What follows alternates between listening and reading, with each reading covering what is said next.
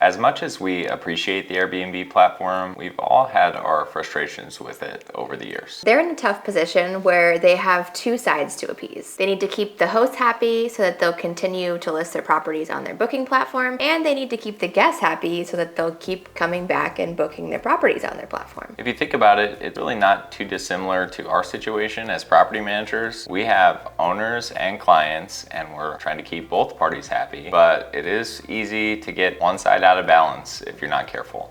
I think someone's feeling neglected. Over the years, we've seen a lot of knee-jerk reactions from Airbnb as they try to balance the wants and needs of both sides. We've also seen settings that are more beneficial to guests at the expense of the host, but they're worded and presented to hosts in such a way that would make you think otherwise. We don't want you to fall for some of these tricks, so we did a deep dive into the Airbnb settings, and we picked out a couple that we want you to take a closer look at. Airbnb is likely going to come out with another platform update relatively soon, but some of these settings could be affecting you right now, so we didn't want to make you wait another day to check them out. If Airbnb's winter release comes out in a couple weeks and there's some impactful changes, then we'll just make a new video. For each of these settings, we'll go over what they are, where to find them, and what we're setting them to. Keep in mind that many of these settings can only be viewed in the desktop version of the Airbnb site and not in the mobile app, so you may want to pause this video for a sec, go grab your laptop, and come right back. That way, you can go through these settings in real time on your own listing pages. And now that you're ready, let's get started. Yippee! Here we go! First setting we want you to go check is the short stay cleaning fee. The short stay cleaning fee is exactly like it might sound. It's your ability to set a different cleaning fee for short stays of 1 or 2 nights. Airbnb is rolling this out in phases, and at first glance, we thought at least that it seemed like you had to click the add button for there to be a short stay cleaning fee in place. Otherwise, we thought it would just default to our standard cleaning fee. But then we started to see some people in Facebook groups saying that they were getting instant bookings for 1 or 2 nights with $0 cleaning fees, and they hadn't changed any settings. The only thing different was the short stay cleaning fee. Gasp.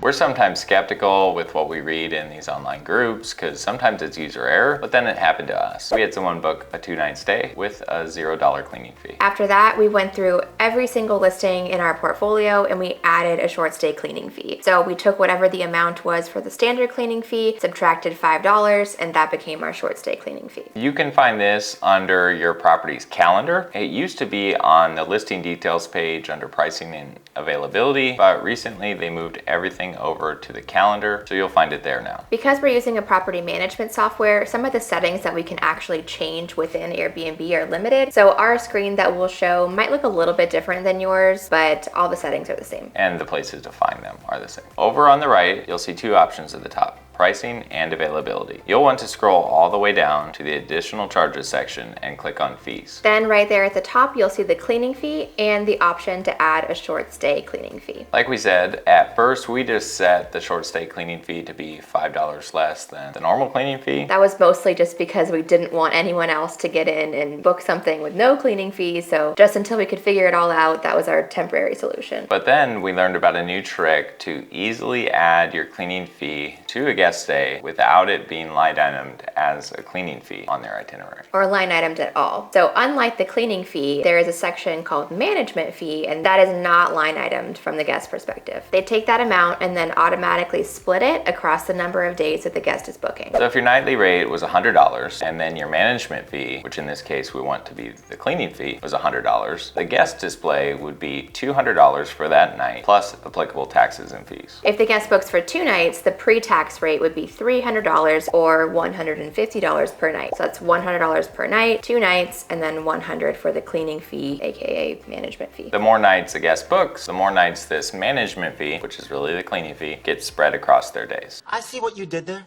This does 2 really important things. 1, it takes the guesswork out of figuring out how to bake in your cleaning fee into your nightly rate if you want to go with a 0 cleaning fee model. 2, it gives the illusion from the guest perspective that you aren't charging a cleaning fee. And this seems to be the consensus of what guests want. No one wants to pay a cleaning fee, or at least they sure don't want to see it line itemed out on their list of fees and taxes. If you want to choose this method, then just go ahead and 0 out the section with short stay cleaning fee and also 0 out the section for your standard cleaning fee. Then you scroll down to the additional fees section to management fee. The default here is to charge a percentage of the guest booking, but with the drop down, you can change it to a flat rate per stay. From there, you can add in the full amount of your cleaning fee and you're good to go. You can giggle to yourself about how you just outsmarted Brian Chesky. At least until that winter release comes out. Oh, I am a freaking full-grown baby genius. One thing we're not sure about is how this might affect your search ranking for shorter stays, since your effective nightly rate is now higher than it was. Now, you might show higher rates than comps in your area, and that might affect your ranking. We decided to just implement this on a few properties, and we're gonna assess the results after a couple weeks. While you're still on that pricing tab, we want you to take a look at and get familiar with, if you aren't already, the Airbnb promotions feature. Airbnb promotions are a way to get your listing a little bit of extra exposure for those unbooked nights without having to drastically slash your prices. And this might sound a little bit too good to be true, but check this out. So we're still on this pricing tab. You want to scroll down to the promotions section and then click custom promotion. Airbnb will then prompt you to select a date or a set of dates to run the promotion on. So go ahead and click the date that you want to start the promotion and the date that you want to end the promotion, and then click next. Here's where you need to play around with this a little bit. If you look at this sliding scale, you'll see that there are 3 notches that split the bar into 4 sections, and you can think of those sections as tiers. As each tier is reached, Airbnb will apply an additional promotional benefit. So for a 0 to 9% discount, you'll get a new line item on your price breakdown showing the discount. 10 to 14%, you'll get that, plus strike-through styling on the search page and on your listing. So we'll show your usual price with a line through it and then a promotional price next to it, signifying the discount. For 16 to 19%, you'll get both of those benefits plus a special call out on your listing page. For promotions over 20%, you'll get all of these perks. So the first 3 that we mentioned, plus an email that goes out to guests. Now you might be thinking, guys, my margins are already really thin and I don't want to discount further and play this race to the bottom game that other hosts seem to not mind playing. But check this out. Airbnb is actually inflating our base price using their recommended pricing algorithm. Though the number isn't actually as big as the discount that you're selecting on their sliding scale. It's just a marketing game. And you don't have to choose 20% either. You can go in, play around with it. It will show you the nightly rates that it's intending to charge based on the discount you have the slider set at. We usually find our sweet spot so as not to offer too big of a discount to be around 15%, but this does vary depending on those recommended prices and differences in our properties across the portfolio. And lead time. After you finish exploring the promotion section and seeing if that might work for your property, click the back arrow so that you're back on the pricing tab, and then scroll down again to the additional charges section and click on the fees button. This is where we set the cleaning fees earlier, but this time we want you to check out the fees for additional guests. Some people choose to use this and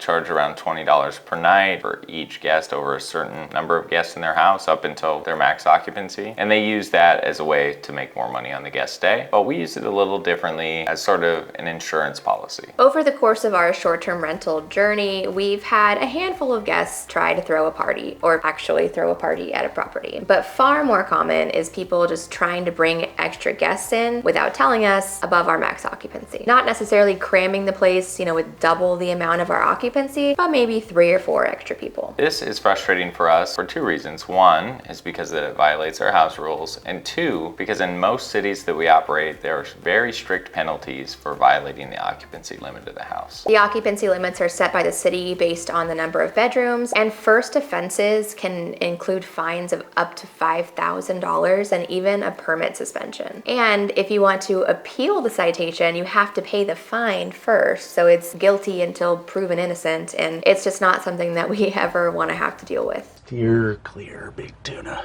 So what we do is we set our extra guest fee to $100 per person per night over our maximum occupancy. If our max is 6 and a 7th guest shows up, we could technically charge them an extra $100 per night for that guest. Really, this is meant to be more of a deterrent than actually having to enforce this extra guest fee, because it may be difficult to actually get Airbnb to collect this fee from a guest who's in violation, even though we actually did get the idea from an Airbnb support person after we had someone someone throw a party at a house, they said, hey, just FYI for next time, do this. But also if you have evidence like a driveway camera and you take screenshots of the camera footage showing the extra guests there, that will help your case as well. One last point that may be helpful is that if a guest violates your occupancy limit, that's a house rules violation, which under Airbnb's recent terms for review removal is a valid reason for removing a review. So in case the party guest leaves a retaliatory review that you don't like, you can probably get it removed because they violated your house rules. Okay, so now that you have restructured your cleaning fee, have a plan set for running some promotions for your unbooked dates, you've looked at your extra guest fee, it's time to do a routine check of your listed amenities. This is something we recommend checking on a regular basis. Airbnb is always adding new amenities, and then sometimes we just find that we go in, we know we had selected a certain amenity and for some reason it's on check now. It's a good idea to just browse through them fairly regularly. And this is something that we're actually working through today, a big job out of necessity, because today is the final day of the Airbnb Plus program.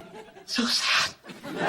If you aren't familiar with the Airbnb Plus program, this was something Airbnb set up a few years ago to separate homes that were verified for quality and comfort. Similar to Airbnb's Luxe properties, which are like compound level estates. It's a different designation when you see the listing page. We had our San Diego property invited into the program in 2019, and then shortly after that, our Scottsdale property was invited to join. And then after that, the first 5 listings that we started to set up and manage in the Palm Springs area. And then COVID hit and Airbnb did a lot of internal downsizing and they stopped accepting new properties into the Airbnb Plus program. We were really bummed at that point because we had developed a good working relationship with a local person who was in charge of the Plus program, sort of made an agreement with her that any new properties that would come online, as long as they met the quality and comfort standards, they would be automatically added to the Airbnb Plus program, even if there was no rental history. So 2 of our properties actually launched straight into the Airbnb Plus program without ever having a normal listing or a single guest or a single review. But unfortunately, that was all pretty short-lived. The properties did get to keep their Plus status, at least until today, but we weren't able to add any new listings to the program. So that went on for about 3 years, and then about a month ago, we got an email that Airbnb was officially ending the Airbnb Plus program. After the end date, our listings would look just like all the other listings. Back end of those Airbnb Plus listings, the settings were different. There were different fields and amenities, like it was all just a little bit different. So now the settings on these pages look just like a normal listing, so we need to go back in and fill in all the missing details. This isn't going to apply to everyone for sure, but the point here is go check all those amenities on a regular basis, make sure they're all populated correctly. And you can find the amenities section by going to your listing details section and then scrolling all the way down till you get to the amenities. Once you've finished updating your amenities, it's a good idea to go to the policies and rules section and verify your instant booking settings. We have our instant booking turned on, with the caveat being that they need to have a good track record on Airbnb and they also have to respond to our pre-booking message. We keep this simple and just ask that guests tell us a little bit about their stay, who they're traveling with, and if they have any special requests. This helps get a conversation going, kind of for guest screening, but it also helps set up our hospitality. If they're coming in as a family, we can make sure that we are double checking all of our baby and kids amenities, or if they're coming out for a celebratory trip like an anniversary, sometimes we'll leave something special like a bottle of wine. We should mention that we recommend getting to know all the settings on your listing page, not just the ones that we're mentioning today, but the last one that we do want to talk about is the taxes section. You'll find this section on the policies and rules tab. Scroll all the way to the bottom until you see taxes and then click edit. In some markets, Airbnb automatically collects and remits the necessary occupancy taxes, and if so, you'll see a message like this on this screen. If they don't have this arrangement in your market, then you will need to define the percentage that Airbnb will need to collect and also which payment items the tax should be applied to. These tax definition settings also exist on our PMS uplisting settings pages, so it's a good idea if you have a PMS or when you're setting one up to verify that both places are set up correctly and in sync. You can also define if there is a long-term stay exemption, a certain number of nights, and at that threshold you're no longer required to pay these transient occupancy occupancy taxes. In most places, this is going to be 30 nights, but we do have some that are different. One, for example, is 27 nights. If you do set this up to be collected manually, you're going to get these funds as part of your direct deposit along with the guest accommodations payment, and then it's going to be up to you to remit them on time and according to the procedure for your city or county. That's it for today, guys. We hope you found this video helpful, and we'll link another one on screen that we think you might like next. Thanks for watching. We'll see you in the next video.